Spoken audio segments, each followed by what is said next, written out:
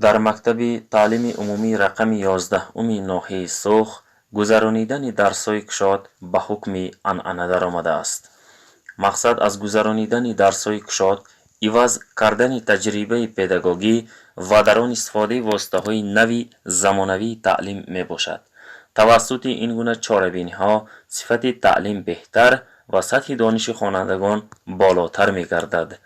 از این آموزگار والدان خیلی منتدار هستند. از جمله معلم صنف‌های ابتدایی مکتب صابرجان علی‌او در درس یک ساعته اش از ویدیو لوحه و لحظه های شوق‌آور استفاده برده موضوع محافظت طبیعت را به اهل صنف پر فهماند.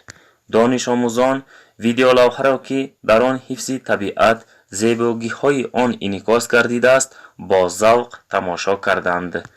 اینچنین در روند درس بازی های شوق‌آور تشکیل کرده شد که در یکی از آنها خواننده توپ را می گرفت و زودنام ولایت را گفته توپ را به آموزگار باز می گرداند.